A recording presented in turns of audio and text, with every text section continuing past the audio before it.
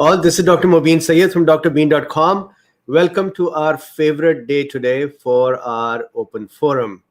As if the 2020 was not scary enough, I am going to scare you as well. The basic idea is very simple. I hope that you laughed, you chuckled, you smiled, and that smile is worth a lot at this time. So here is the Dr. Bean being a cool bean to try to make you smile.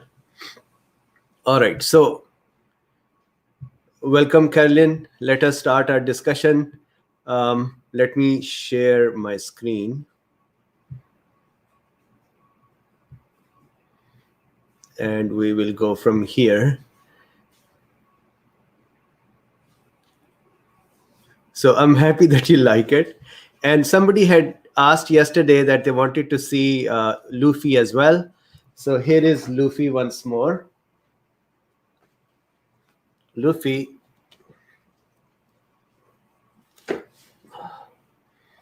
So here is Luffy.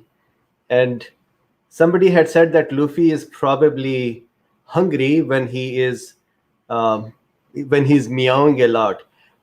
He has his food always available and his water always available. He is just so much, he looks for attention all the time.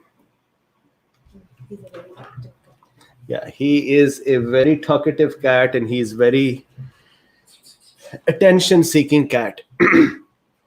So here we are. Luffy, actually, I think Luffy cannot expect me to be talking with anyone other than him. So whenever, Hina, whenever you can get a chance, you can bring him back again. So we'll give him more attention. So, all right.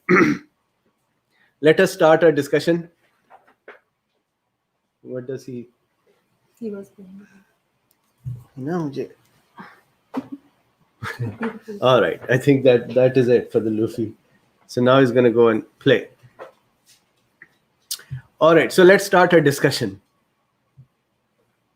So I'm going to start from here. This is the Twitter thread. And as usual, I'm going to switch between the two. If you're not scared and you hang around, I would switch between the two threads here to the live thread and then the Twitter thread as well. Yes, Luffy is a Bengal cat. We actually have two Bengal cats, Luffy and Kairi. Luffy is very attention-seeking. He wants to be with us all the time. And Kairi is actually very quiet and she wants to stay away from us all the time. So they are very different in their behavior. Margaret, thank you very much. And Margaret, once again, thank you very much for your donation today. I really, really appreciate it. And thank you for everything you're doing. And thank you to everyone who has been supporting this work.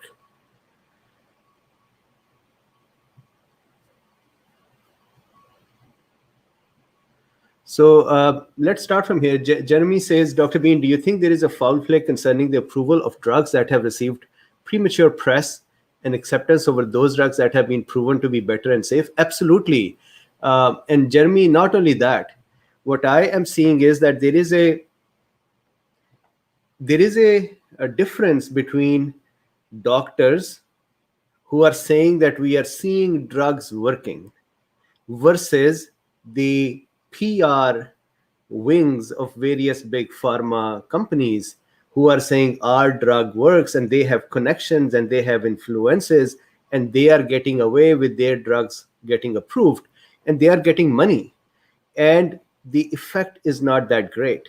So I thought that a middle ground could be that those drugs that are now known, for example, Ivermectin, Hydroxychloroquine, zinc, quercetin, so those supplements and drugs or methods that could be useful, at least give them a chance as well, in addition to taking care of your bosses in big pharma and getting their drugs in. So this, I think, should have been done so that at least people's lives are saved while they are playing their games.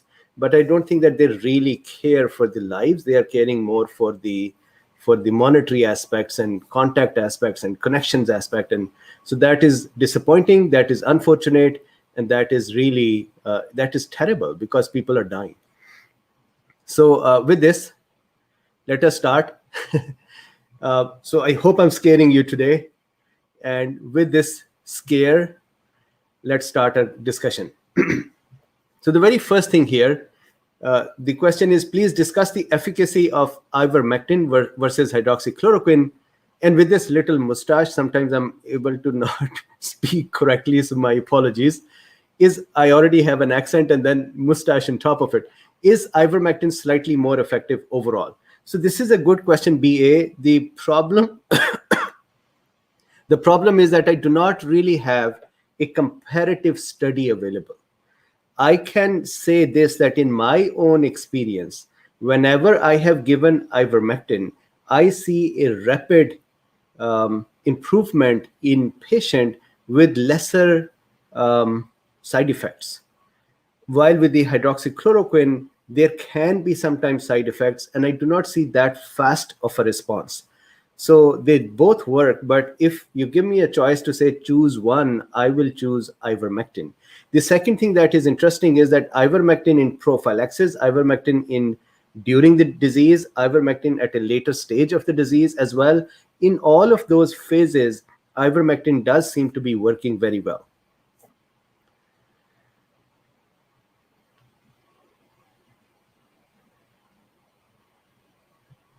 So so that is the answer to this one. Let's continue our discussion. The next one is by Zukon FT Swizend. Dr. Paul Marik also stated in his latest video that ivermectin can be used in combination with dexamethasone and that it can be used safely even in late stages of the disease with corticosteroid might get used. Comments. Problem with the blood-brain barrier. So let's talk about these two things right now. Number one, yes, ivermectin has been effective and it is safe as well. Now the question is that can ivermectin cross the blood-brain barrier, and who are the patients or people who may be at risk because of the blood-brain barrier issues and then giving ivermectin? So I have a couple of articles here. One is this article, and then this one is this is a study as well. And all of these links are in the description. And let me just, so they are long articles. Let me give you a summary of what they are saying. What they're saying is this, that most of the time, psychostimulant drugs that sometimes people take either for entertainment purposes or for treatment purposes, these psychostimulant drugs can actually cause the blood-brain barrier to have, so if this is the, let's say, this is the brain tissue, some piece here, this is the blood vessel, and we know that there are tight junctions in the blood vessel cells. So these cells can stay tightly packed together. So there is no leakage from the blood compartment towards the brain compartment. And then we have, of course, the cells that are wrapping or separating these. And these cells would then in turn have specialized channels to selectively pick up things from the blood to bring to the brain. This barrier becomes more permeable by entertainment or psychostimulant drugs, cocaine, meth, alcohol. And so what they do is they allow more of the substances to leak from the blood system and enter into the blood. So now imagine if somebody has been taking cocaine or meth or alcohol and then they are taking ivermectin, it is possible that their blood-brain barrier is slightly more permeable compared to others, and ivermectin may have a chance to get into their brain and cause the brain effects that it does, the side effects. So very quickly, if we look at the various drugs here, cocaine, meth, morphine, heroin, nicotine, alcohol, and so on. So the psychosomatic drugs, psychostimulant drugs can cause increased permeability of blood-brain barrier. Blood-brain barrier's permeability can also be increased when somebody has viral infection of the brain layers or bacterial infection of the brain layers or other inflammatory conditions going on in the body that might affect the brain system or the blood-brain barrier. So so there is a question, there is a comment here. Overdressed says, well, overdressed, I'm overdressed today. Dr. Bean, remove the mask. I cannot concentrate on our slides. I'm looking at your mask. Overdressed.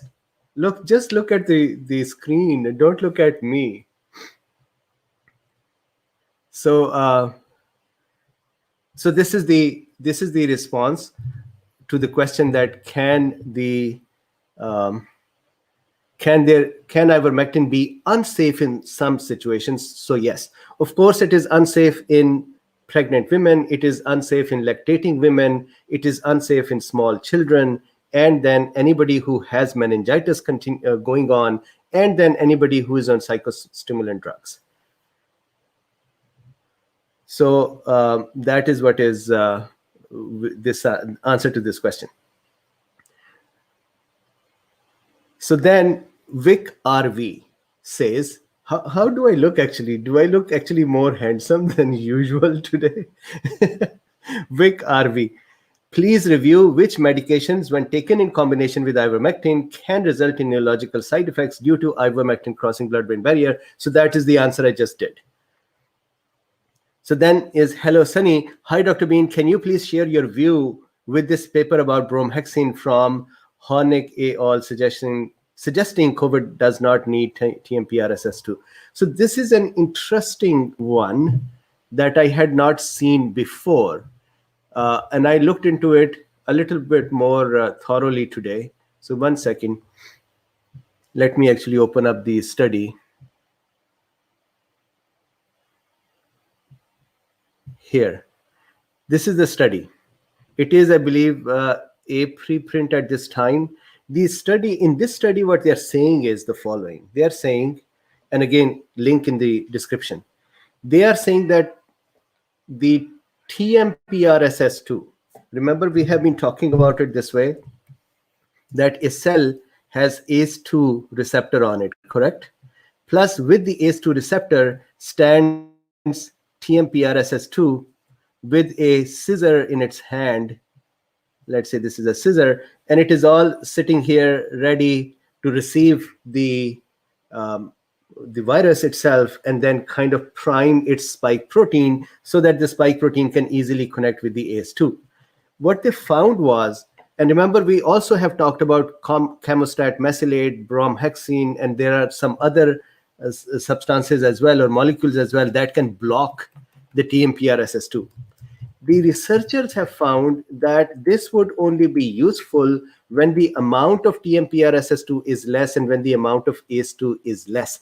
If for some reason ACE2 is more in people or TMPRSS2 is more, then giving bromhexine actually somehow enhances the effect of virus, and not only effect of virus entering a cell, but effect of a virus entering one cell from another.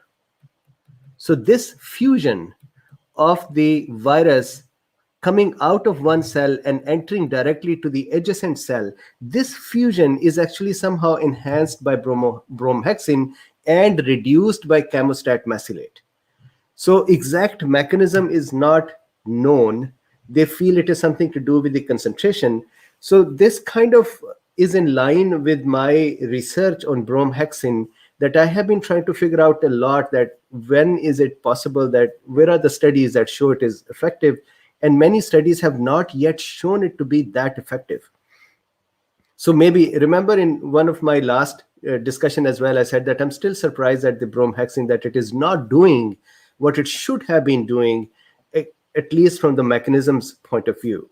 So maybe this study actually has some merit here, that the bromhexine would work in selective situations and not all. However, all is not lost. They say Camostat effector target cell fusion by SARS-CoV-2 was only affected by Camostat, when receptor expression was limiting or when the S1 S2 cleavage site was mutated. Unexpectedly, we observed enhancement of SARS-CoV-2 spike-mediated fusion by bromhexine. So this is a interesting observation. TMPRSS2 strongly enhanced infection, which was reversed by Camostat, but not by bromhexine. So I guess as more studies come to us, we'll know more. But this is the effect of the bromhexine, that they are saying it may not be as interesting. So hello, Sunny. Thank you very much for this one. So there's a question. So I have a friend, Abdul Razak, who is here. So good morning. And there is Barjarin says, where is Dr. Bean and who is doing this lecture? I am the ghost of Dr. Bean. Okay, so continuing on so that I don't waste your time. I have a interesting story about a cool bean as well. There is a cool bean who has been trying to debate with me on YouTube. I stopped debating. I didn't block him, but then he stopped from YouTube and went to Facebook and started debating with my support team. This morning, I spoke with him directly and he started debating with me over there. I refused to debate, and then he said that somehow our system is not set up for intellectual discussion. And I just bowed out and I said, I'm good. I don't want to have a debate here. And then he started insulting me and I blocked him. So once I blocked him, then he called me. So think about OCD. Then he called me and I didn't take the call. Then he sent me text messages.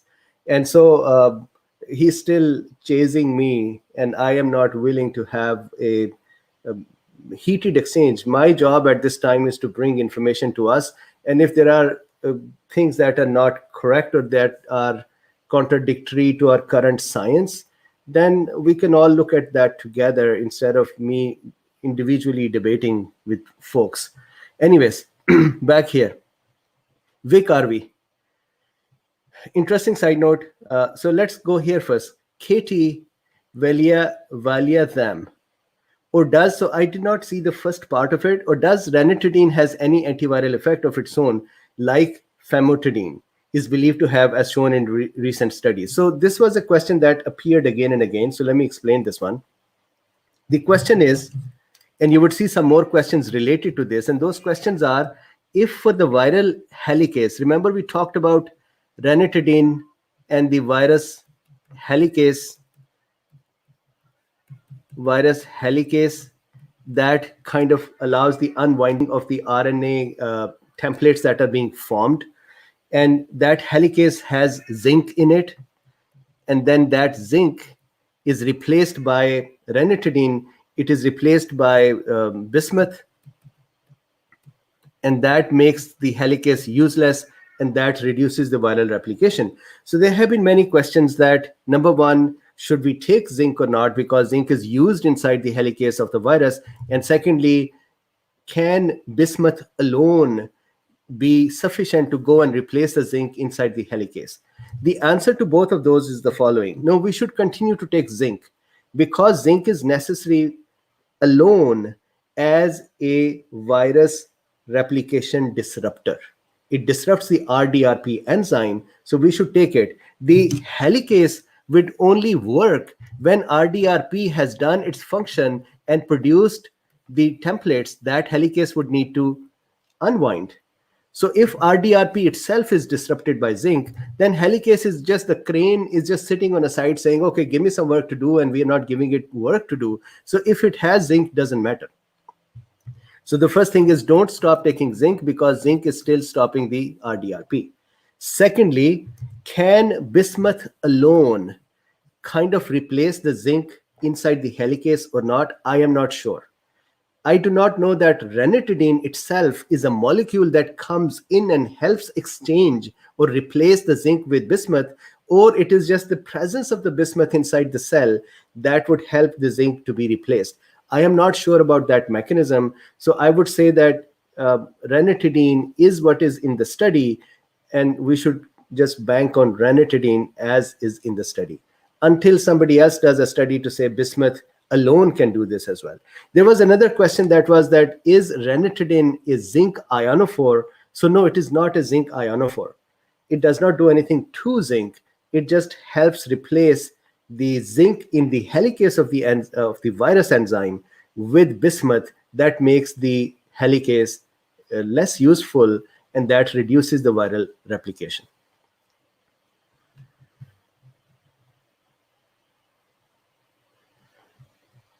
Okay, so that is about this one. Then we have Vic RV, interesting note, side note. So this is the, I guess, here is the discussion. What are your thoughts on the BCG vaccine? So I'll explain that in a second.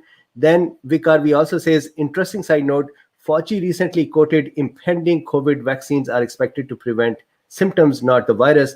But perhaps we have already achieved this with BCG, hydroxychloroquine, ivermectin, Yahoo Finance, Fauci early COVID-19 vaccine. So we talked about this message from Fauci yesterday, and maybe we have reached that point. I would still like to have the vaccines around. And I actually think that this was not a very big statement that media picked it up as if some sky has fallen. Look, when we are vaccinated, I discussed it yesterday as well. When we take vaccine, the vaccine trains our immune system to produce IgM, IgG, IgE, IgD, and IgA. The function of IgA is to sit in our mucous membranes and try to capture the virus which comes and lands in our mouth or nose or eyes. On the other hand, the function of IgG is to catch the virus in the tissue fluids and in the blood. So if we have given a vaccine and that vaccine is going to pick up the virus, let's say if it cannot pick it up, there is not enough IgA, and the virus is not picked up in sufficient quantities in the mucous membrane, and it still got a chance to infect our cells, fine. That would create some symptoms, fine, but our immune system is still going to respond with IgG and clear the virus out. So does it matter that there are some symptoms, maybe mild symptoms, fine, doesn't matter. The disease should not progress. There cannot be any vaccine that can simply say that virus will not arrive. We would just block the virus. Yes, there can be vaccines that create such a response that there is IgA present in all mucous membranes in abundance, that the virus, when it lands in our mouth or nose or eyes, they capture it and they just neutralize it right over there.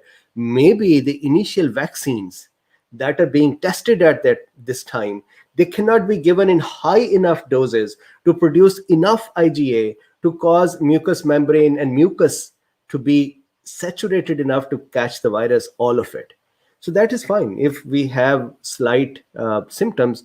So what? As long as our body has become trained to take care of the virus within 24 hours without allowing it to cause so much damage and immune dysregulation that we end up in the hospitals and sometimes die.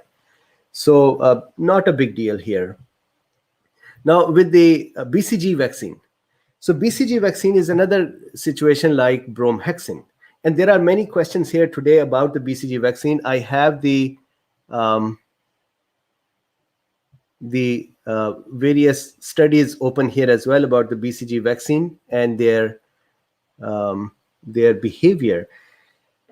Let me very quickly refresh our thinking on the BCG vaccine. I have done a video. I have put the link in the description as well to the BCG vaccine, which is a 40 minutes long video. But generally what happens is that, remember, this is the macrophage or a dendritic cell, that is the part of innate arm, or an NK cell. These are all part of innate arm.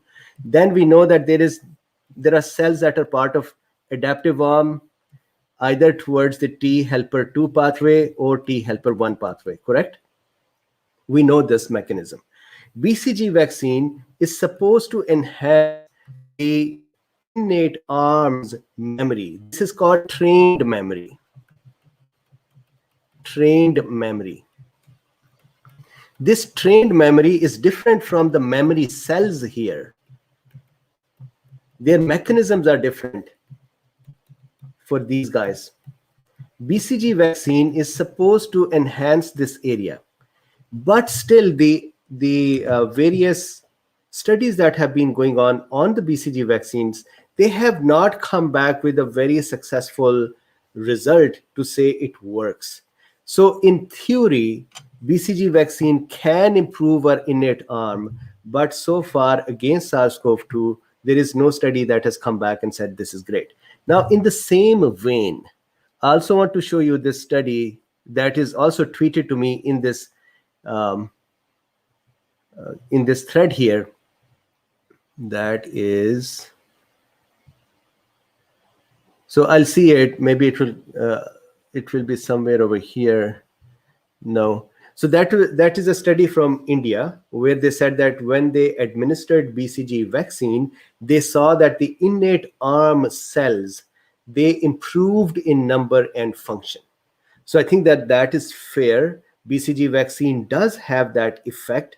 However, so far studies have not said that that effect is sufficient to have us protect us from SARS-CoV-2. All right, so I'm going to go to the live side now and see a little bit. So eDog is saying, logic, I was exposed in hospital, test negative. Good for you, eDog. Question, so Stratilize says, question, what countries should we be watching for mortality reduction because of active use of protocols such as yours?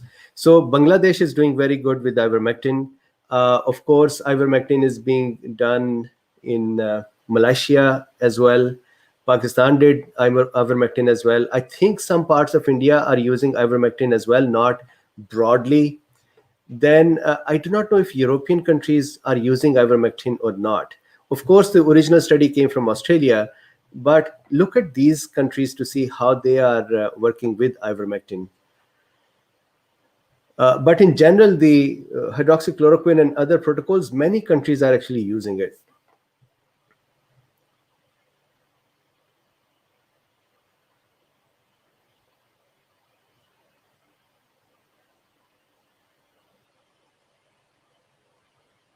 So I am just looking at more questions on the live stream.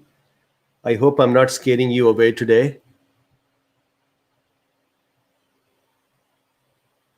So this is a question that is asked in the Twitter thread as well, and that is, so Sanjay Kabra says, questions are, which zinc is better, sulfate or acetate? So for both of them, I actually have a zinc-related site here as well.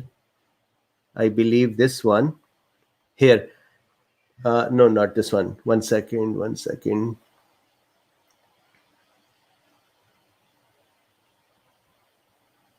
Zinc here.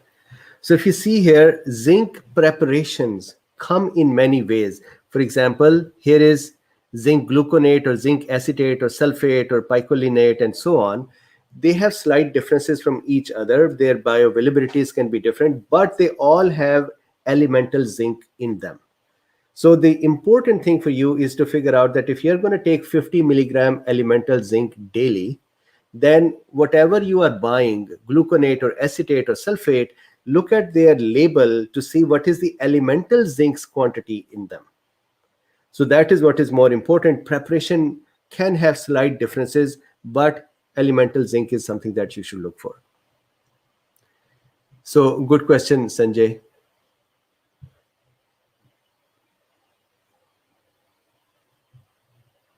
So there is a question, Overdress says, which vaccine do you recommend, doctor? I'm afraid it's due to the lack of trust, really, because they make it super fast track. So we don't know, like 10 years later, what's the side effect. So of course, we are not aware what is going to happen in the future with these vaccines. But so far, I am more comfortable with Moderna's vaccine. I was comfortable with Oxford's vaccine as well till the transverse myelitis occurred. The thing is this, that they simply said that it was not related to the vaccine itself, so it is fine to continue with the vaccine. I would like to dig a little deeper, and that data is yet not available. So I'm not able to. I liked Oxford because that was more traditional vaccine. Imperial College is also RNA based. Moderna is also RNA based. So these are newer. We may need to know more about them. But Oxford College was traditional vaccine, but still there was an issue there. So I would keep these three in mind. And no, full disclosure, I have no interest with them.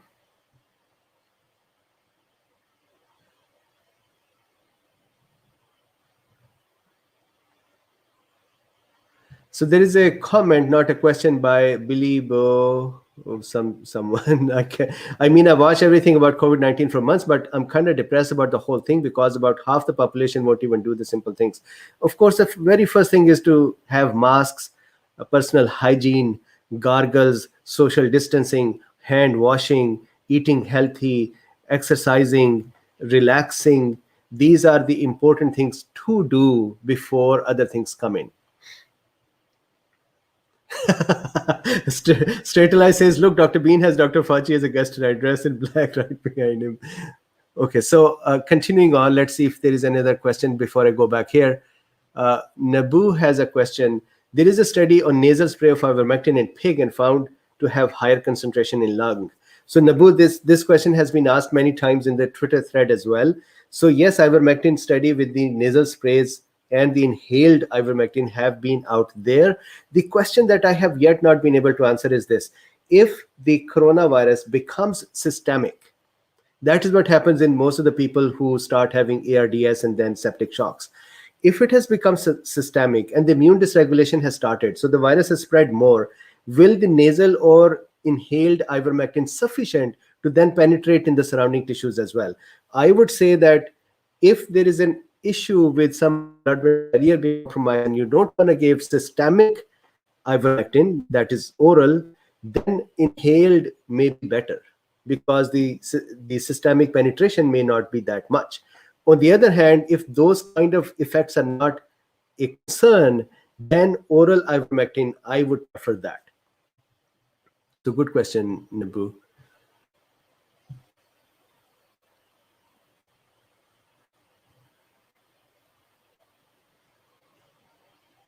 So Laura says that we have received ivermectin at our facility in Ohio. Very good. Laura, are you a healthcare professional?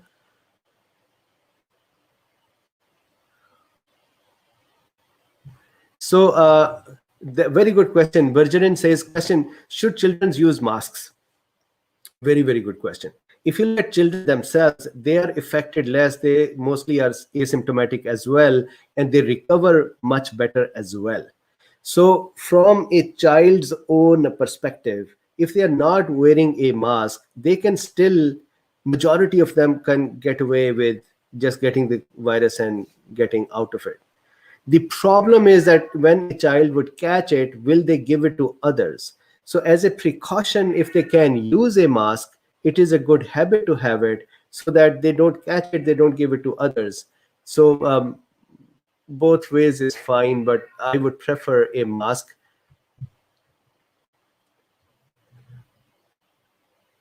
All right, so now I'm going to go back to the... So logic, this is a very common question that if I cannot get ivermectin, what should I do? And many people have actually sent me messages as well that if I don't get ivermectin, human ivermectin, should I take horse or other animal veterinarian ivermectin? Some people have then been a little comical about that as well, saying, will it turn into a cat or a horse? Look, the animal ivermectin molecules, so it's not just a drug, right? There are more molecules with it that are used to create that whole structure.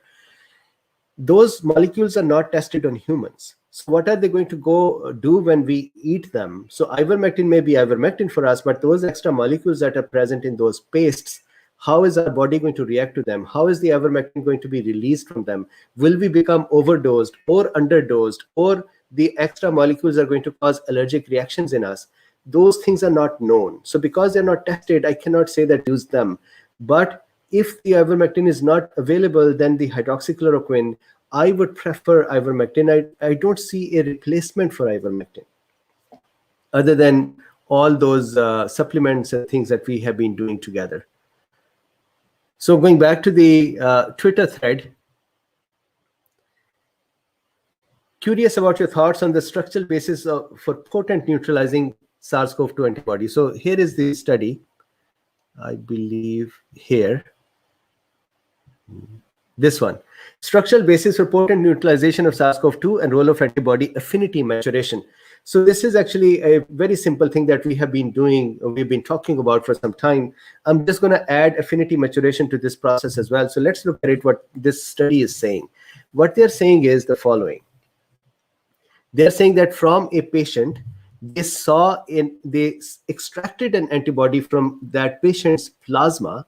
That antibody, they named it CV30. So a patient got sick with SARS-CoV-2, then they took their plasma, they found antibodies. One of the antibodies, CV30, and they say that that antibody is really good against the SARS-CoV-2's spike protein. So good, that is what we are actually looking for. All of the antibodies, either in the convalescent plasma or in the monoclonal antibodies, they are supposed to be connecting with the spike protein and kind of neutralize it.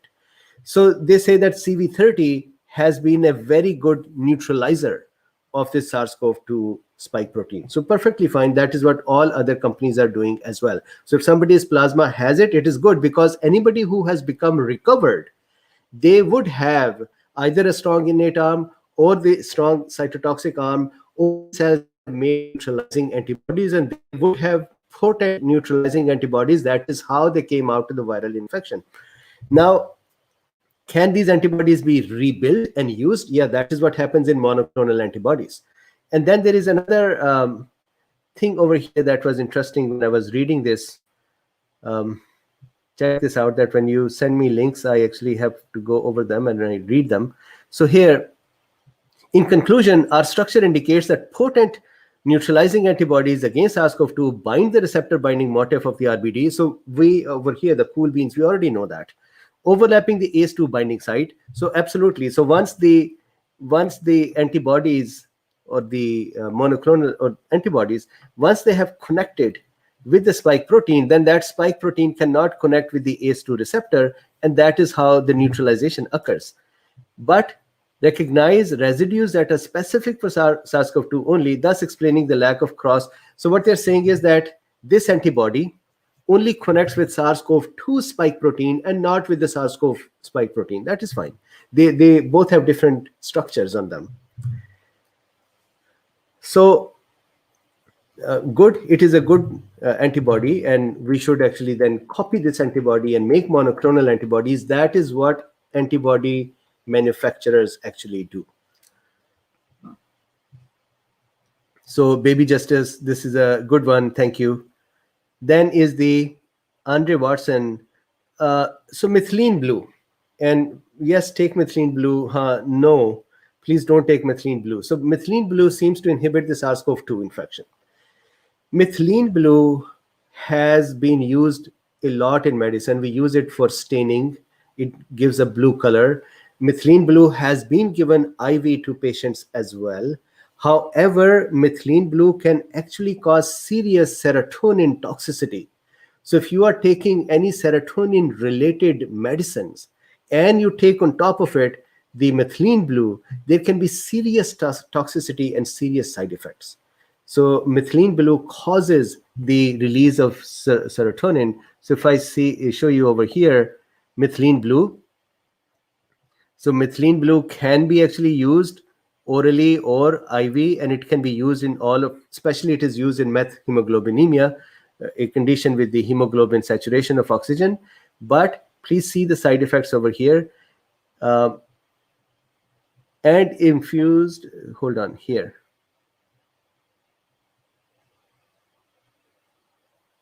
History, Alzheimer, where are the side effects? 1 second, please. Apologies. Side effects. So look at this.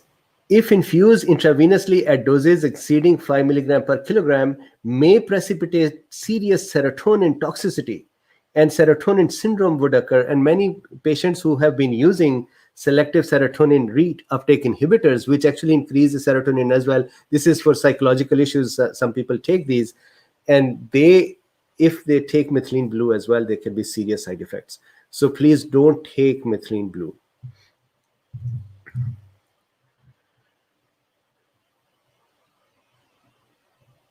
Okay, so back here, Nina Kant says, where can I send you your wife some homemade masks? So Nina, thank you very much. We exchanged the addresses. Thank you once again for your beautiful masks. Well, what about persistent infection? So this is one thing that is still a question for long haulers. that do they have persistent infection? Do they have persistent immune system dysregulation? Do they have viral debris sitting around causing immune system to be bothered and continue to respond? I have requested Dr. Yo and Dr. Bruce Patterson to appear again with us if possible. Dr. Yo promised me today that he'll talk with Dr. Bruce Patterson and they'll come back with their discovery. So we'll talk more about it. I haven't yet seen any study that tells definitely that over time the virus stays in the body for long periods of time. So persistent infection is still something that is up in the air, but long hauling situation is known. Is that immune dysregulation or the virus or just the tissue damage or slowly recovering tissue or the slowly recovering clearing out viral debris is still not known. So we'll talk with Dr. Bruce Patterson and Dr. Yo a little bit more. So then is the Tony Karalikas as a long hauler, what would be the immunological reason for profound interferon gamma elevation? So let me explain this as well. And again, there is a interferon gamma link over here. So let me explain what does this whole thing mean. So we know that we have, let's say, dendritic cell or a macrophage that would catch the virus, present it to naive T cell. Then the naive T cell is going to go T helper 2 pathway or T helper 1 pathway, correct? If the T helper 1 pathway is taken, which is taken when there is interleukin 12 present. In the presence of interleukin 12, when a naive T cell is exposed to an antigen, it will convert into a T helper 2 cell. T helper 2 cell in turn would release interleukin 2 and cause the cytotoxic T cells, or CD8 cells as we call them, cytotoxic T cells to become activated. And they become all active and they become all angry and they start functioning. Now, both of these cells, the T helper 1 cell and T helper cytotoxic cells, they in turn produce interferon gamma. Interferon gamma's function is to activate the macrophage or the innate arm. And then innate arm in turn will produce more interleukins and activate more cells, and the macrophages will become active. And you can call it a macrophage activation syndrome if that happens too much. So in a long hauler, let's think about it together. We know from their symptoms that there is immune system response that is continuing. Now, is that because there is virus present, or is that because the immune system has just forgotten how to reset itself? Either way, of course, their innate and adaptive arm is overfunctioning. That means there is a possibility that interferon gamma is overexpressed, which is causing the innate arm to be overexpressed, which is causing this whole system to be over amplified. So this is the reason why there is a lot of interferon gamma that is present. That is just an indication that either the virus is continuously bothering the immune system, or the immune system has forgotten to reset itself through its regulatory cells, and it is just continuing to cycle and staying amplified. It is a vicious cycle for the immune system. So good question, Tony. I'm gonna answer this one question and then go back to the live stream here. So Rip Varal says, or RP Varal says, hi, Dr. Bean, there are some recent studies on inhaled and nasal ivermectin. Do you think this could be more effective? So I just talked about it, that, yeah, the studies show they are effective. The question is, if the virus is becoming systemic, then will the nasal and inhaled ivermectin be sufficient? Can I speculate this way, that if somebody is in prophylaxis, then maybe nasal and inhaled ivermectin is better than oral prophylaxis, because it is going to keep this area primed and ready for the virus to defend against the virus. So can it be more effective? I would say that it is useful for prophylaxis. When the disease is expanding, would the nasal or inhaled compete with oral? I think it will not be able to compete with oral. So we'll leave that one over there. And now I'm going to come here to see what is happening in the live stream.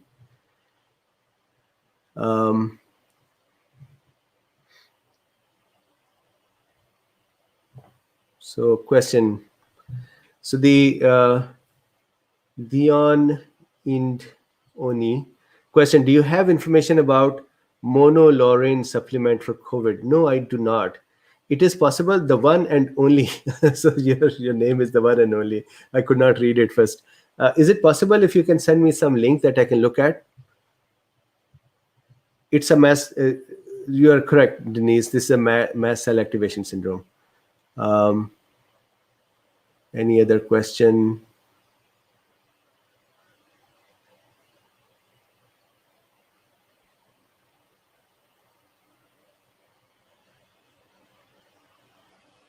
So if you have questions, please do me a favor and actually write the word question with it, because otherwise I have to kind of look through it and find it. So I would think that there is no question at this time here. So I'm going to go back to Twitter then. So back to Twitter. Michael James says, when it comes to ivermectin, is an antibiotic necessary for solid results, or is it more of a precaution measure to include one? Thank you, Dr. Bean. So very good question. For example, ivermectin has been combined with doxycycline. There has not been any study that says doxycycline is necessary. However, the original study said that when ivermectin is given alone and then with doxycycline, doxycycline can help it. In our body, when ivermectin is given, the mechanism of action of ivermectin is very different. It kind of makes our cells more strong to combat the virus. The doxycyclines or antibiotics or antibacterials function is to keep the secondary infections away. So that is all. They do not have any synergistic effect. They are both independent. One is keeping the bacterial infections at bay while the patient is in a weak state, and then ivermectin is taking care of the virus. CC says, can you please tell me what the dose for zinc gluconate would be? Is it different than elemental zinc? So we just talked about it. The eventual thing is you buy gluconate or sulfate or citrate. All of them have zinc in it. And what you have to see is how much elemental zinc in there. Dr. Zelenko recommends 50 milligram of elemental zinc daily. Tony Karalika says, recently heard of the long hauler who took methylprednisolone for 1 week and he's been 90% better for 3 weeks now. Is this an oral steroid you prescribe to patients? Also, have any of them seen symptoms reemerge weeks later, or has it permanently quelled symptoms? So Tony, in majority of my patients who became long haulers, one dose of this methylprednisolone, 5 days course that I have mentioned many times, the dosage and the way to taper it, that has usually been enough. There is just one case in which when I administered this dose, I call it a pulse of the steroids, they became better but did not improve to 100%. Then a couple of weeks later, I repeated that pulse and they became 100% correct. So just in one case, I had to do it twice. Otherwise, usually one course is sufficient to calm down the immune system. Jaro Franta says, in the Florida study involving combination of ivermectin and carrageenan nasal spray as prophylactics, is it possible that the latter is the more important one? It is possible. This is a problem when we give more than one drugs as a study. We do not know if they are helping each other. We do not know if any one of them is working or the other one is working. So ivermectin, I would suspect, is the primary reason, but carrageenan has its own effect as well. And then your second part of the question, how does effectiveness of sulfate polysaccharides compare to antihistamines? So carrageenan is a sulfate polysaccharide. It comes from the seaweed. Antihistamine nasal sprays are actually something that would cause the blood vessels in the nose to kind of constrict a little bit and not have that runny nose that happens because of allergies. So they're very different mechanism of actions. They cannot be compared or replaced for COVID. Ivermectin has a very different effect versus antihistamines. Joel Tijero says, hi, Dr. Bean, how are you? Any chance you could discuss the mechanism on how the isothermal amplification could detect SARS-CoV-2 virus? So Joel, yes, I actually looked at that study, that mechanism, and this is for the sulfate polysaccharides. This is carrageenan. Carrageenan. This is the study that Joel is talking about. Joel, this actually is such an elaborate method that discussing here in the questions is going to be impossible. It probably is more than half an hour discussion. Generally, what they are doing is they are saying that we have created a test that allows us at home to be able to, in a cheap way, in a rapid way, figure out if we have SARS-CoV-2 or not. And they say that the effectivity, the sensitivity and specificity is very high as well. And in the first go, it can figure out 50 viral RNA copies per microliter. And then if we refine it further, then one viral RNA copy per microliter can also be picked up. So what I'll do is this: I will do a separate discussion on this one. It is a good topic, but it is such a lengthy procedure that explaining it here would take 1 hour of its own time. K-pop Super Strong says, also this is a good preprint about head-to-head comparison of SARS-CoV-2 antigen detection rapid test with self-collected anterior nasal swab versus professionally collected nasal. So I looked at it, K-pop. Thank you very much for sending it. I believe this is the one.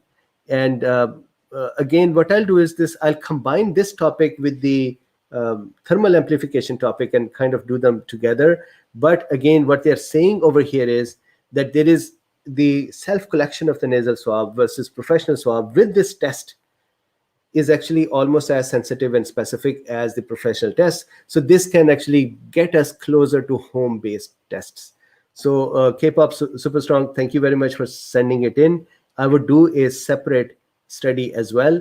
What they are saying, supervised self-sampling from the anterior nose is a reliable alternative to professional nasopharyngeal sampling using a WHO-listed SARS-CoV-2 AGRDT, that is a test name, considering the ease of use.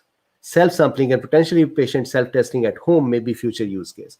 I would love to have at-home tests. I do not know what is wrong with our healthcare administrations, that they are not supporting it or they're not promoting it, but at-home tests are really important at this time. K-pop Super Strong says, why is there no study about the cycle threshold values and asymptomatic patients with their close contacts? Can we know in CT values how infectious the asymptomatic patients were, or it depends on their behavior on the household, other areas that made them infectious? So a couple of things here. Number one, yes, there should be studies about cycle threshold. There is so much fight going on in the scientific circles that the cycle threshold, should it be 33 or 35 or 40? Somebody says 40 is too sensitive and it causes the virus to be picked up, which would not have made a person sick, and then it should be lower.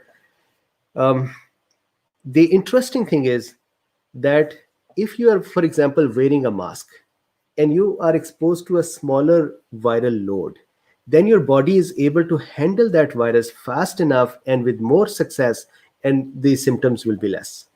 Similarly, if you are exposed to the virus again and again, and in small doses, for example, healthcare workers, it is possible that their body is going to start making antibodies and they are going to handle it better.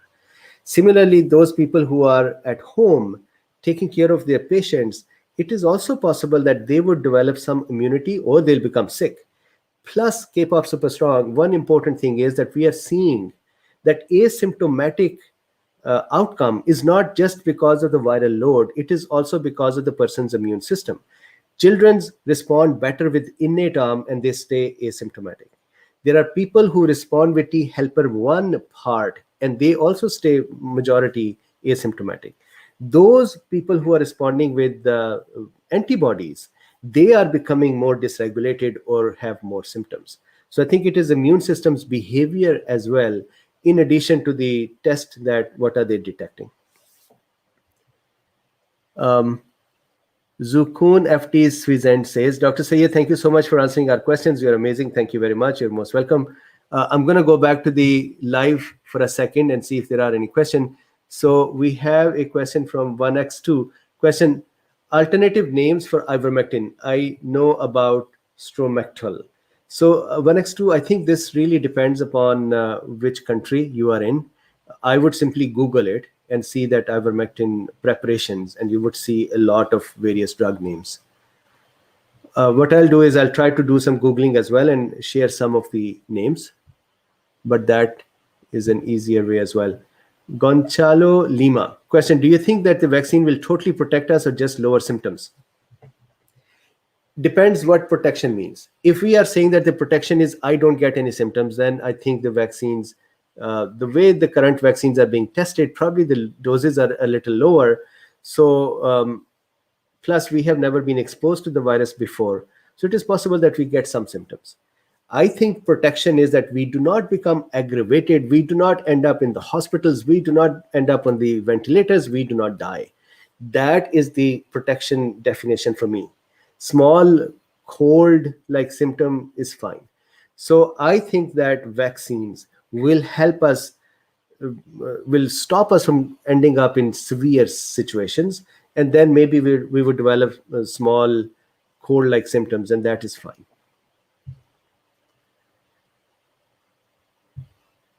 Kelly Vengas says, question: do you believe long haulers experience symptoms present as an autoimmune disorder? If so, do you believe our immune system will eventually re-regulate, stabilize itself? Very good question. And yes, all of the patients now that I have, and a lot of patients in my treatment group, became long haulers, young and old, all ages. And every time I gave them steroids and kind of suppressed their immune system for a few days, and when it came back up, the immune system, when it rebooted, I don't suppress it to the extent that it is now need to reboot it, but I kind of calm it down for a few days. And then it is re-regulated and it works fine. I have one patient who does not listen to me. And when I gave them, they develop long hauling symptom. They are young, and so they can tolerate it very well. They developed it once. I said, take steroids. They refused. They developed it again. I said, take steroid, and they took 2 tablets and stopped. Within that time, for 1 month, they became okay. And then they developed it again. So because they refused to take a correct course, I don't want to give 1 or 2 tablets here and there. That is not right. So I have stopped asking them for that, telling them that, hey, you are not doing it. So that is one person I'm seeing, they keep getting the symptoms again and again. But anyone who has listened and done the course that I said, they have recovered. Just one case is where I had to give it twice. Very good question.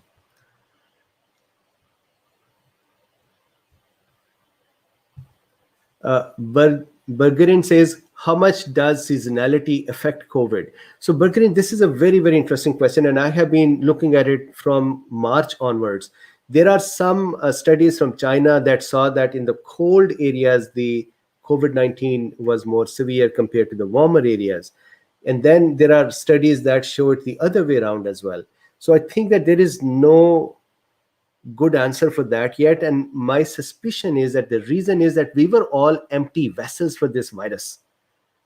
So it entered our body and it spread regardless of the season. I think from next year onwards, it will depend that would it affect us in various seasons or not, especially the winter season. Other human coronaviruses do cause infections, common cold-like symptoms in the winter season. They don't do it in the other times. My thinking is that this SARS-CoV-2 is actually going to become gone after the vaccines are there, after the herd immunity is developed. And maybe if there are some remnant, just like MERS-CoV or SARS-CoV, they may be in small pockets, but generally this would become captured as well. Luckily, it doesn't have the drift that we see with the influenza virus.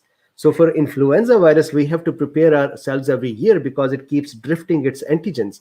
SARS-CoV-2, as much as people say it is mutating and it is mutating a lot, it still does not have the mutational rate like influenza. And the spike protein is still able to be captured by the antibodies. So a person who becomes immune to it should become immune for a long time. So ideally, this would go away. G. Gupta says, what could be the reason of second wave in the US, Europe, and many other countries as the cases are more than 500,000 for last 3 days? US is a different situation. Here, our first wave never finished, and we had a second and a third. So I think that we just have never been able to arrest the first wave. For Europe, the second wave is really those folks who did not have the infection when they came out again after the lockdowns opened up, and they became, let's say, less careful with the masks or social distancing or hand washing. They started getting it again. I know, for example, in Pakistan, what happened was, and I had sent a note to the administrations that do not open the schools. So Pakistan, if you look at the Pakistan's numbers, they had almost gotten it out of their system. And then all of a sudden, they opened the schools on September 15. And now, once again, there is a wave because the youngsters who came out to study, they are meeting each other, and they are going to restaurants together, and they are sitting together and talking and having fun. In that process, they are exchanging the virus, and then they are giving it to others. And when somebody who is not young, when they get it, they become sick. And so now they are shutting down various colleges and various areas once more. So at the end of the day, the reason for second wave is that there is another set of population that has started catching it. Why are they catching it? They're not doing prophylaxis. Their bodies, let's say vitamin D levels are low. They're not wearing masks. They're not doing social distancing. They think it is gone. And then all of a sudden they get captured. So every society has a different reason for the wave to occur. In the US, it's very different. We have never been able to stop the very first wave.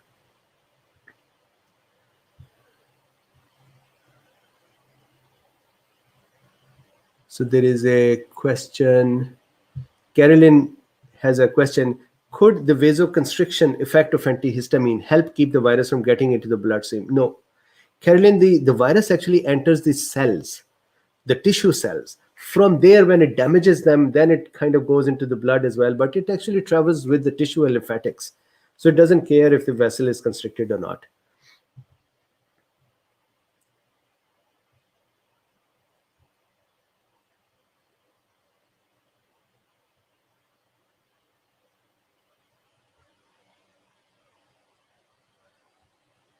So there's a question by Zunar J5N. Question, any therapeutics that might help if the virus was able to hide in privileged areas in the body? For example, I don't think Ivermectin normally crosses the blood-brain barrier. This is a very good question. And this is one area where I am letting the cool beans down. And that is, I haven't done any study to figure out if this virus enters the privileged areas and lives there or not. So I think somebody has to remind me. If somebody can tweet at me or tell me, I need to look into this one topic. And I have been thinking about it for a month or more, and I have not gotten a chance to do it. So Zunar, I do not know if it lives in the immune privileged sites, then to be able to answer your question. So I have to do that study. This kind of embarrasses me because I should have done it before. So let's go back to Twitter for a second. Then here is the Jonathan Loon. Is it possible for phagocytes that ingest a SARS-CoV-2 virion or viral protein to become infected or dysregulated by doing so? Very good question. And here is the simple answer. The answer is yes and no both. Let me give you the no part first. Macrophage, when it brings in the virus, it kind of captures it in a lysosome, phagosome, and then it kind of combines a lysosome or acids with it and kind of kills it. So that would not dysregulate the macrophage. However, when the macrophage presents it to the remaining immune system and the immune system starts sending interferon gamma, then the overactivity of the macrophage would start. So this is called macrophage activation by interferon gamma, and that can cause dysregulation. So can capturing cause the macrophage to be dysregulated? Yes, in an indirect way, and that is that when it in turn causes the adaptive arm to be activated, and adaptive arm in turn causes the macrophage to be activated, then it can become dysregulated. That is one. Second, it is possible that the virus is present in the tissue, and that virus is captured by an antibody, monoclonal antibody or vaccine-based antibody or our body's-based antibody, and that antibody connects with the macrophage, and macrophage brings this whole complex in. Now macrophage has a chance to become infected by itself as well. In addition to that, macrophage has an ACE2 receptor as well, just like other cells. And when the virus would connect with the ACE2 receptor, then it can come in and infect the macrophage too. And that is, we actually see that white blood cells do get infected by this virus too. Fortunately, not as badly like HIV. And so these cells do become infected and their counts do go down. Very good question. Buddha GV says, sir, this is a study regarding BCG. So this is the one that I was trying to figure out where it is. Just very quickly here. This is a study from, I believe, India, where they are saying that they have seen that when the BCG is given, let me see, I had marked it here. So they say that our results demonstrate that the BCG vaccine induced enhanced frequencies of central and effector memory CD4 cells. So the difference between central and effector cells is that the immune system cells that live in us can live in two places, either in the lymph nodes or running around in the tissues and fluids. So the one that live in the lymph node are called central memory cells or central cells, and the one that are just running around are called effector cell. They're out there, they're warring with the virus. So they are saying that when we give BCG, we see that the CD4 cells, the helper cells, have increased, number one. Then they say that BCG vaccine also causes enhanced in the CD8, which is cytotoxic cells, to be increased as well. And similarly, they see plasma cell and other cells. So what they're seeing is that the immune system upregulates as a result of BCG. My thinking will be that BCG is a vaccine. When you give a vaccine and vaccine goes in and causes the immune system to become upregulated against some vaccine, which is some antigen, then we are going to see the immune system to be upregulated. Interesting will be to figure out that upregulated immune system, is that effective against SARS-CoV-2 or not? But any vaccine, if you give me SARS-CoV-2 vaccine, it is going to upregulate my immune system as well. That is the function of a vaccine. So cells have increased, very good. Are they cross-reacting with the SARS-CoV-2 or not? That is interesting. And so they say that it is possible that this upregulation, BCG vaccination, was associated with enhanced innate and adaptive memory cell subsets, as well as total antibody levels in elderly individuals, suggesting its potential utility in SARS-CoV-2 infection by enhancing heterologous immunity. I understand this part. Question is, are these cells going to help against SARS-CoV-2, or they are just going to direct themselves against a BCG-like antigen? If they're going to attack the BCG-like antigen, then they are not going to do anything against SARS-CoV-2, whatever number they are. But if they have a cross-reactivity, then that would happen. But I think that cross-reactivity so far is not proved with BCG. So good question, Buddha Jiva. So I'm going to go back to the live side now. How are you guys doing? Are you getting scared of my little? So question. Xylona papuga. Question: could tenofovir used in HIV prophylaxis be taken in the viral stage of COVID-19? There is an interesting case report by Dr. Umar Kutlu published just yesterday. Xylona, can you send me the link? I would like to look at the mechanism itself for SARS-CoV-2 before I say. Ideally, any antiviral should be able to work against an antiviral. But of course, we have the categories of antiviral, their actions, and then their selectivity. So I would like to look at the link itself.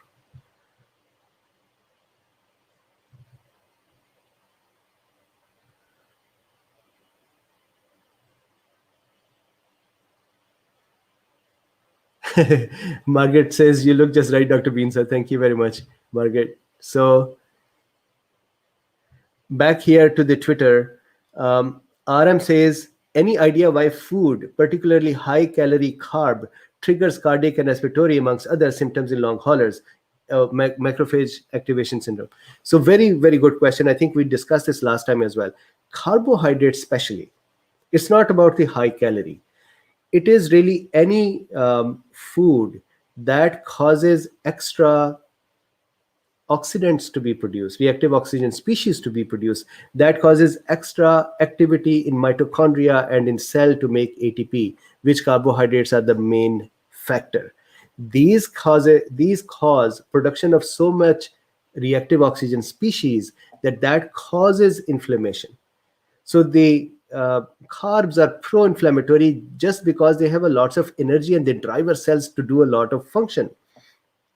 The result is that if our body is already in a long hauling state, and if it is already dysregulated, and our immune system is already going nuts, on top of that, if you have um, uh, carbohydrates, they are also going to create more reactive oxygen species, more inflammation, and immune system is just going to become more upregulated, and that causes the symptoms to be increased. Hiran Shah says, have posted questions earlier on genetic behind SARS-CoV-2. Thanks for answering those. Now my question is about vaccine for the virus. As in our earlier episodes, you mentioned the virus reacts differently on different people as it do with the immune response. Yes. So the Hiran, I missed the question. Now my question is about vaccines for the virus. As in your earlier, as you mentioned, the virus reacts differently on different people as it do with the immune. It is to do with the immune response. It is to do with the person's body. Some people, for example, children respond better with the innate. Some people respond better with the T helper 1. Some respond better with T helper 2. Some I am eating my own mustache here. Some people actually do not respond very well with the immune system at all, and some people overwhelmingly respond. So it is actually the immune system. Katie Veletham. Hello, Dr. Bean. In ranitidine bismuth citrate, only bismuth seems to be the active constituent by replacing the zinc in helicase enzyme. That silent partner ranitidine doesn't seem to have any role play. Then is it enough to take bismuth salt alone without ranitidine? So, Katie, this is a very good question, and I do not have a right answer. From the study, what I know is that ranitidine is the one that goes and helps replace bismuth. So that is like if you are let's say a plumber, and you have a wrench that you are going to use to do something plumbing. The wrench, imagine, is bismuth, and the plumber is ranitidine. So now if the wrench is just sitting next to the plumbing area, it will not work by itself. So it seems like ranitidine goes and replaces it. So if that is the case, then ranitidine is necessary. But if just the presence of bismuth will cause the bismuth to be replaced with zinc, then that can work as well. But I think that will not happen because bismuth is present in us in addition to zinc naturally as well. But helicase can selectively pick up zinc and be formed. That means there is something to do with ranitidine that goes and replaces it. Hiran Shah says, whereas vaccine can only be done to enhance or train one's immune system, what if one gets a vaccine and immune system reacts adversely and gets dysregulated while responding to virus debris, as you mentioned in Math Plus Protocol? Enlighten us with the vaccine technology. I believe this is Hiran Shah's second part of the question. Okay, so the way vaccines are usually approved is that they are given in smaller doses. First of all, they are given to 10-15 people to see do they cause any issue. Then in another phase, they're given in low dose and high dose and medium dose to see what kind of adverse effects it can do, or can it do adverse effects, and what is the right tolerable dose. And tolerable dose does mean that all of these issues that can appear do not appear. Then they also have to see that the tolerable dose is also effective. So maybe the immune system is not triggered enough, but it is also not effective enough. So they have to understand that in the phase 2 trials. Then in the phase 3 trial, they give it to all kind of people in the population, sick and healthy and old and young, and with comorbidities, without comorbidities, to once again see the answers to the same thing as you are asking here. That when the vaccine is given, will we end up with an overwhelming response? So the case, for example, in Oxford's case, that transverse myelitis, let's assume for a second it was because of the vaccine. That means vaccine caused in that person overwhelming response of the immune system in a way that it caused the swelling of the brain tissue. So then the vaccine has to be looked at once again. So these are the questions that are answered in various phases of the trials. Zukon FT Switzerland says, you publish a fascinating video about ranitidine bismuth citrate. I didn't find any concrete medication for it. that fits that profile exactly, please point out which currently available medication would you have it. So once again, it is the ranitidine bismuth that needs to be looked at. I would do some research to figure out if there are other drugs that do it, but this is the basic drug that they use. So we should live with this one. Kelly V. So one more, and then I'm coming back to the life. Kelly V says, unsure if you've gone over this already, but for long haulers, do you think hydroxychloroquine could potentially help, or is it too late? So for hydroxychloroquine, what we are seeing is that it helps against the virus. So again, look at my ignorance here, that what I do not know is that long hauler, is it because the virus is still sitting in there? If it is still sitting in there, then hydroxychloroquine has a role. If the virus is not there, but immune system has become dysregulated, then hydroxychloroquine does not have a role there, and immune system modulators like steroids, they have a role. If the viral debris is present there, then hydroxychloroquine is also not useful because it is not going to do anything to the debris. We still need immune modulators.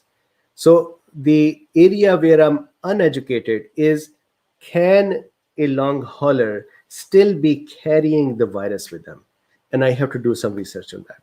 I believe so far when I have given steroid and the problem goes away, that tells me that the virus is not there. It is the immune system that is in dysregulated state. Tanzo Kang says, just a big thank you, doc. You helped me curb the fear of this disease with knowledge. I try to share everything I've learned for the last 5 months, but to little avail in my community. Keep up the good work. Thank you very much, Tanzo, and keep sharing. Who knows, somebody may need it, and if it is in front of them, they may be able to take advantage of it.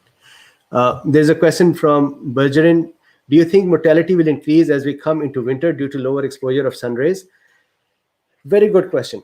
So here is how I think we cool beans and people around us should prepare.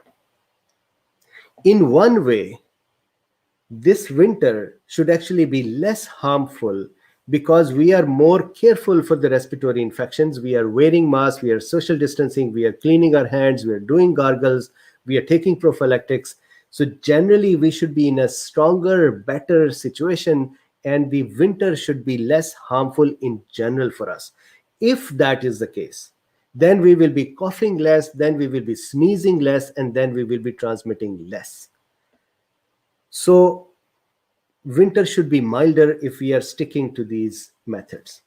If we are not sticking to these methods, or if there are others who are not sticking to the method, and then they are near us, then yes, they can transmit the virus to us with more frequency. More people sick would send the virus to us with more frequency.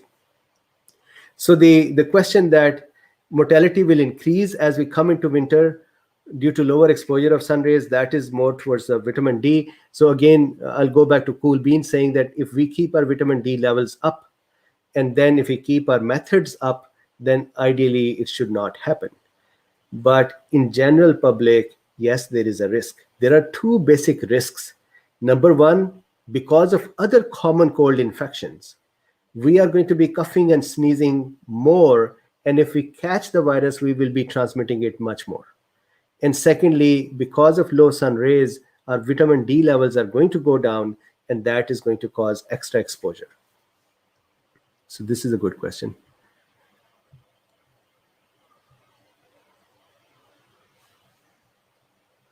So Patricia Hook says, my next question. Patricia, I missed your first question. How seriously should we take the potential for the adverse effects of pulmonary hypertension when taking N-acetylcysteine? Patricia, I have to look at the study where it says that it causes the hypertension to then be able to answer for this one.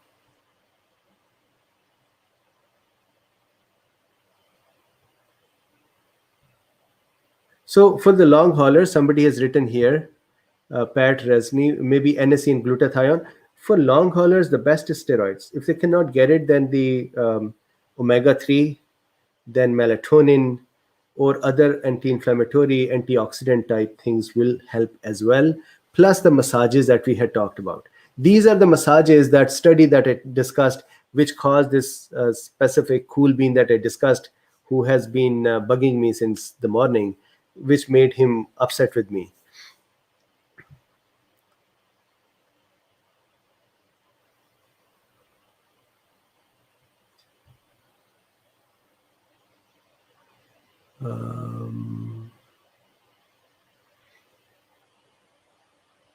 So 008 KLM, how much supplement? So look, remember when I did the testing with that thing, and my vitamin D level came in to be 19 nanogram per milliliter, and then I did one more test and it came in to be 26 nanogram per milliliter. I have been taking 20,000 units since then. I have to, my laziness that I haven't gone out yet to get my regular vitamin D levels, I should get my regular vitamin D levels to see actually what is there. But I take 20,000 per day. Overdressed has a question. Doctor, what do you think of those studies saying that 78% of the COVID patients have permanent heart damage even with mild symptoms, and it also affects the brain? That's really scary. I do not believe that that is the right thing to say, even for the studies. I have to see what group they are talking about. The heart damage will only occur when the virus enters the heart, connects with the ACE2 and causes damage to it, one, or when the virus dysregulates the blood system, that is the hypercoagulable state, and then the blood vessels are constricted, putting a load on the heart. These are the only two mechanisms. Or when the lungs are enough damaged that oxygen level have gone so much down that the heart has not gotten enough oxygen for itself to work and become damaged. I don't think that that is the situation in majority of the cases. So this 78%, I would look into the study as well, but I do not think that that is the right answer. They may have a select group. So this is a good question, Nabu. How much magnesium should we take? This is a question here on this side as well. So James, I'm going to answer that question in a second. So let's see, magnesium. Here, so why can't you skip magnesium? Let me take the question, hide the question. So look at this. The element that activates hundreds of enzymes in our body is magnesium. Magnesium is necessary for vitamin D's actions as well. So when you're taking vitamin D, you should take magnesium as well. Now, how much is the magnesium needed? According to the National Institute of Health, the recommended amount of magnesium is 400 to 420 milligrams per day for men and 310 to 320 milligrams per day for women. And then, of course, if you take it in higher doses, there can be nausea, diarrhea, abdominal cramping. Extreme intake can cause irregular heartbeats. Remember, magnesium is also part of the channels that work for various activities, so it can cause heart rhythm issues. Cardiac arrest can occur as well. So I hope that answers this question, that how much is the magnesium that is needed. This was a question here on the Twitter side as well. So I'm going to go back here.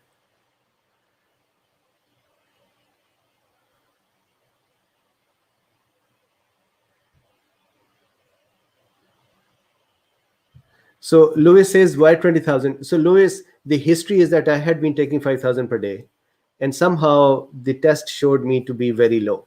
So maybe the test itself was not of a good quality, but for good measure, I started taking 20,000. It does not matter if you stay in the sun a little bit exposed for an hour, you can get 20,000 units made. So it is not that it is going to cause too much of a damage. I wanted to have 20,000 units to see if I can keep my level strong.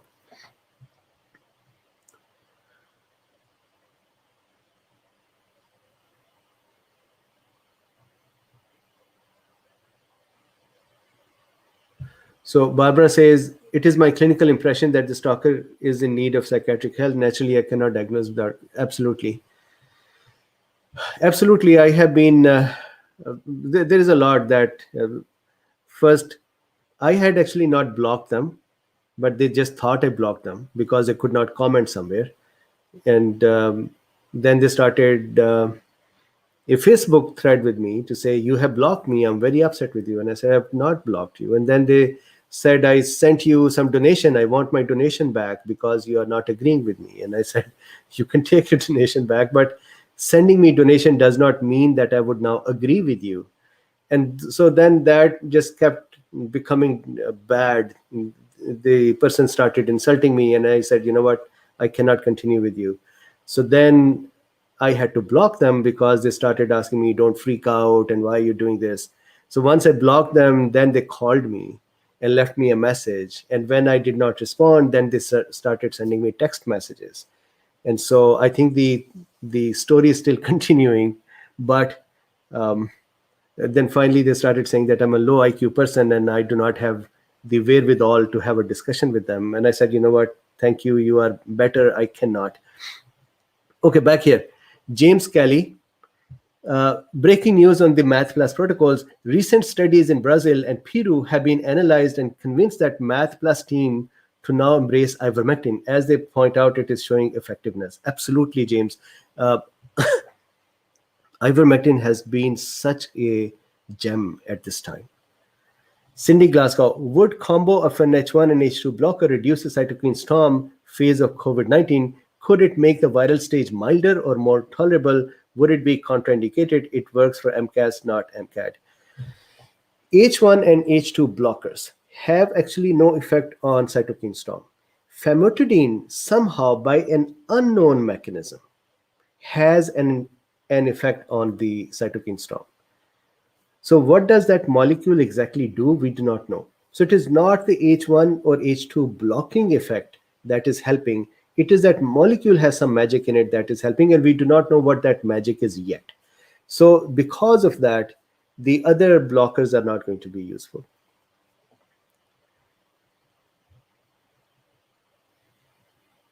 So this is another question related to ranitidine. If ranitidine bismuth citrate reduces viral load by kicking out zinc from helicase, should we be supplementing with zinc? Yes. So this is a question that has been very, very commonly asked now, that should we now deprive ourselves of the zinc? So as I said before, look, zinc, when it is present, it is going to cause the RDRP to be disrupted. When the RDRP is working, then the helicase will work. So if we have already taken out the step 1, then the step 2 doesn't become activated. So if you deprive yourself of zinc, then the RDRP is going to be free to work and create the helicases. Helicases are going to pick up the zinc that is present in the cell. They're not going to say that you're not giving enough zinc and we should not pick it up. They're going to steal that zinc. And so now you have nothing to stop the RDRP, but helicases are still functioning. So continue taking zinc. MT says question, once COVID-19 patients start using steroids to suppress immune system, should they stop using zinc, which does opposite, that is boost immune system? So same answer here, that no, please don't stop taking zinc. Zinc is necessary to suppress the RDRP enzyme of the virus, which is really important. Let's go here to the live chat for a second.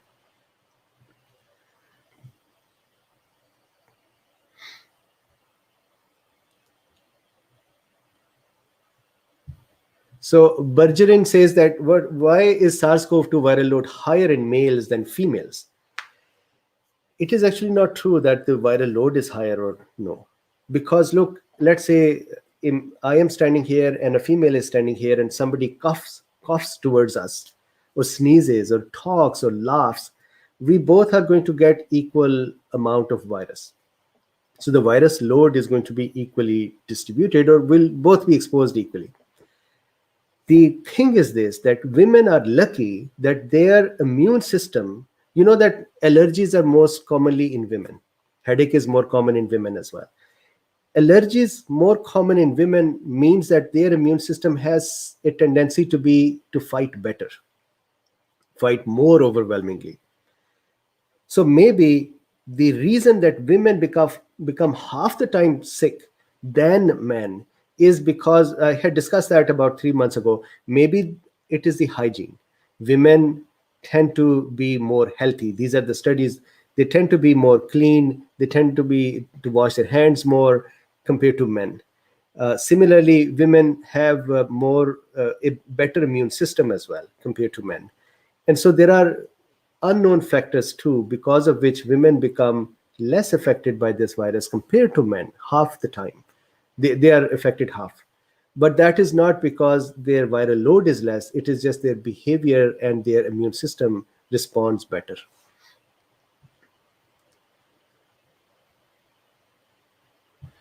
So overdress is how much zinc? 50 milligram elemental zinc daily.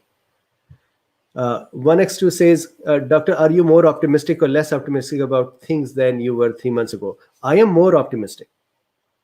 Here is where I am disappointed. And this is in context of the US. I am disappointed that now there is so much research available to allow cheap and early and aggressive treatments. And we are still failing to do that. That is what disappoints me. But if we take that part out, then we have so much ways of managing this virus that we can actually get out of this situation soon.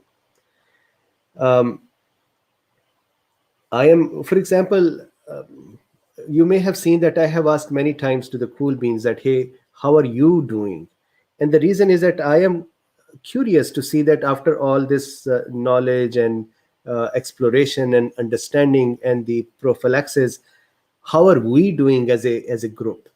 And I have, touch wood, I don't want to jinx it, I have never heard anyone in serious situation. So that means there are methods, there are formulas that can be used to protect ourselves and the loved ones and the people near us.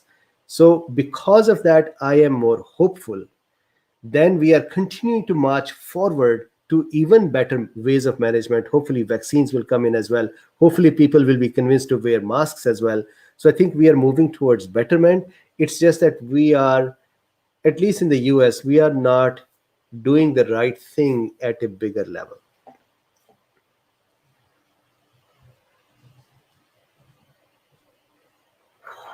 So Rajesh, this is a very common question. What happens to monoclonal antibodies if virus mutates enough, and also what happens to vaccine? So very good question. Let me answer this one. So look, here is what happens. So let's say we have made a vaccine. So let's go with the monoclonal antibody, which is against a specific epitope. Epitope means part of the antigen of this, let's say the spike of the virus. So this is this S protein. This is the area against which this monoclonal antibody binds.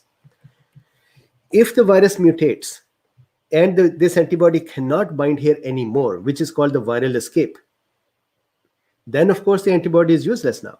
This is why Regeneron's cocktail or two antibodies is better than this one, because the two antibodies are going to connect to two different parts and virus will have to mutate them both to escape from it. And so it gets neutralized fast. So the first part of your question, that if it mutates, then yes, it would escape. What they try to do is, and I have discussed this in the past, they tried to first study the area of the spike protein that is least mutating, that is the most stable. Then they create monoclonal antibody against that area so that there is a higher chance and a longer period of chance for the antibody to stay effective. Same is the answer for vaccine as well. That if vaccine is against, let's say it is carrying this epitope, and then our body is just responding to that one, then there can be an escape. Fortunately, vaccines are making almost all of the, or majority of the spike protein parts. So when our body reacts to them, our body makes tons of type of antibodies that connect at various parts of the spike protein. And because of that, we can actually, vaccine will be more successful compared to monoclonal antibody. But please realize that the vaccine's role is different and monoclonal antibodies' role is different. Antibodies' role is just like President Trump, that when you do not want someone to slide further down towards intensity and you want to stop the virus right in the beginning, then you give antibodies, monoclonal or two monoclonal like Regeneron, and you just wipe out the virus right at that time. And then your own immune system would catch up as well. On the other hand, a vaccine trains your system beforehand when the virus has not yet arrived to learn to defend against the virus as soon as it arrives. So their role and their function is different. Zukun FT Switzerland says, You stated that the vitamin K2 should be taken with vitamin D supplement in order to remove the high calcium buildup. What about taking extra magnesium? So I just responded to that one. MT says some meds and supplements useful during prophylaxis may be counterproductive once viral infection confirmed. When you receive prophylaxis suggestion, please cover. So this is a discussion. Most of these, for example, vitamin D, vitamin C, calcium, magnesium, zinc, quercetin, are still applicable during the viral phase as well. James Kelly says, hello, Dr. Sayed. I'm very interested in the electron transport chain. Recently, I read about vitamin K2 plays an important part. So, James, yes, a very good question. Vitamin K2, especially in bacteria, has a role in the electron transport chain. But in humans, that role is less. Because of that, there is less use of vitamin K2 in the electron transport chain. Cindy Glasgow says, elderly people are frequently using statins and proton pump inhibitors. Do they have any effect on the severity of COVID-19 in the elderly? Any routine meds in this age group that could affect their immune system response? So, Cindy, generally, proton pump inhibitors would not do anything except famotidine itself has an unknown mechanism and effect. Statins have an anti-inflammatory effect, so that effect is always going to be there. So similarly, if they're taking aspirin, that has an effect. If they're taking ARB or ACE inhibitors, that have an effect as well. So there are many drugs that are protective, and I hope that there are not much drugs that are not protective, but immunosuppressant, or somebody who's on steroids, or somebody who is on chronic autoimmune disease suppression drugs, then they are at risk. So let me answer some more questions here. How are you guys doing? It is 7:37.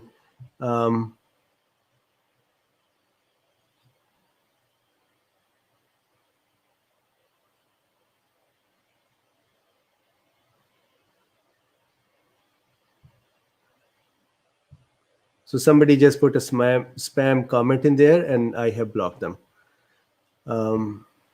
Let's see any questions here.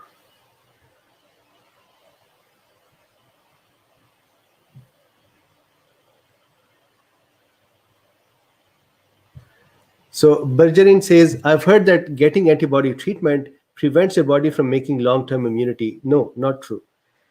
Antibody is just proteins that come into our body, our tissues, and wipe out or mop up the virus at that time. They have no effect on our immune system's behavior. Our immune system would continue to build and catch up. It takes 7 to 10 days for it to become up and ready and running, and that process would continue. Antibody is not going to come and disrupt that process.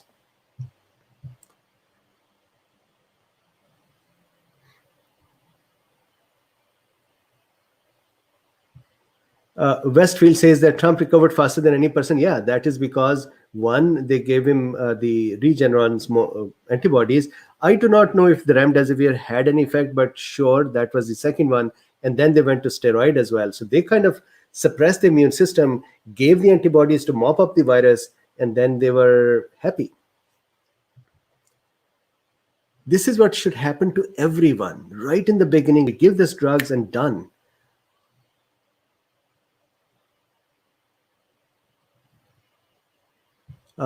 France, no. William Day says, so do I take bromhexine or not? William, take bromhexine, but so far I haven't found a good deterministic study to say it really works. So from this study that I shared today, they say that it actually increases the virus's chance to attack you. So maybe stop for a few days while I figure it out.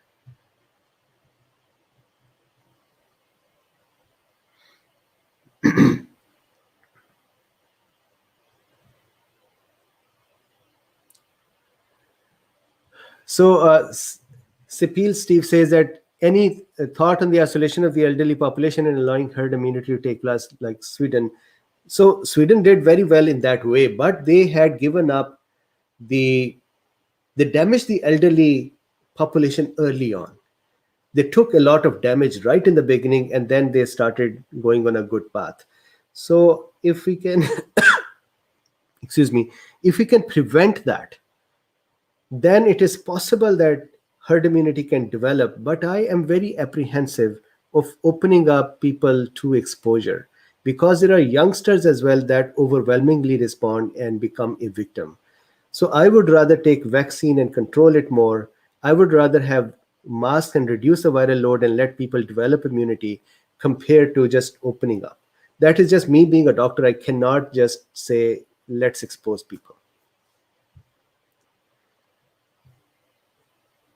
So let's go to the Twitter for a second. James Kelly says, we talk a lot about long haulers and fatigue. My belief is it is low ATP. It seems that B1, B2, B3, CoQ10 are being missed out as a treatment. What do you think about the ATP as a root cause?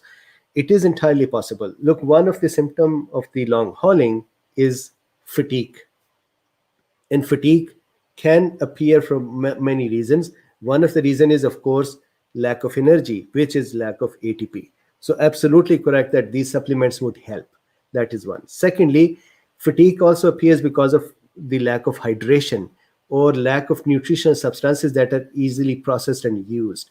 Fatigue can also appear because of the neurological symptoms, that our nerves are not handling our body's muscles correctly and we are feeling fatigued. Fatigue can also come because of the electron channels, not electron channels, the ionic channels like sodium, calcium, potassium. They are not functioning correctly because they also need ATP, as you're saying, and that can also dysregulate our body. So there can be many reasons. ATP is one of them. So last two here, I think, and then we are good from Twitter. Avox Coffee Bean says, can melatonin raise blood pressure? Is it okay to use in low doses prophylaxis for hypertensive people? So Avox, melatonin itself does not raise blood pressure. However, so if you see here, when melatonin is given to someone who is taking drugs for hypertension, melatonin can reduce these drugs' effect and cause the hypertension to occur. And especially which drug, if you see this study here, they say that we hypothesize that competition between melatonin and nifedipine is a calcium channel blocker, is able to impair antihypertensive efficacy of calcium channel blockers. So melatonin comes in and kind of sideswipes the nifedipine and does not let it work, and nifedipine's effect of lowering the blood pressure is neutralized. And final question on the Twitter, there is a zinc and hinokitol mouth sanitizer spray. Do you know if this might do any good? Avox, I'll have to look into it, because zinc itself may not be as useful unless there is a zinc ionophore, like quercetin or hydroxychloroquine or other flavonoids. So this takes care of the Twitter side. I can now show you my full scary face and just answer a few more questions here, and then we break.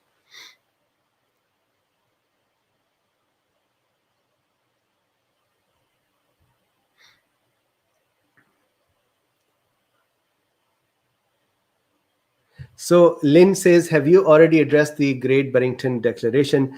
I looked at the declaration. I did not pay too much attention to it, so maybe I should. So I will look at it once more. Jim Mattock says, question, would Trump's blood be a good blood to donate? No, just like others, because I believe his treatment was done by two monoclonal antibodies, which mopped out the virus. So his body's immune response is going to be just like others. At that time, he had extra antibodies in there. That I believe Regeneron, if I rephrase your question to say, should Regeneron be given to everyone who is in the early phase of viral infection? Yes. And that is a very important key thing to do for everyone.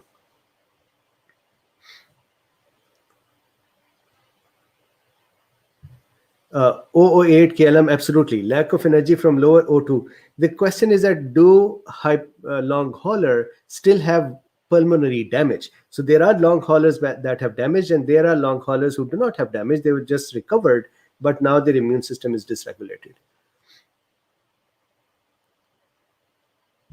So Carol Young says, Dr. Fauci said you don't need masks until health officials got masks, and then he said wear them. That is, I believe, is the wrong thing about our healthcare administration, that they are positioning their messaging according to the non-scientific reasons. Fauci should have come out and said the scientific way is to wear a mask. If the masks are not available, let the governments and administrations figure out where to get the masks from and become accountable for them. But masks should be worn. Who was Fauci to say masks are not needed because we should keep the masks for the healthcare professionals? That is not science. That is bureaucracy, or that is politics.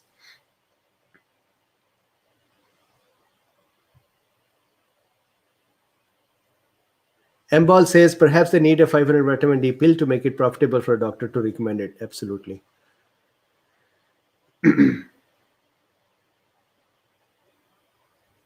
All right. So last one question, if there is any, and then we stop.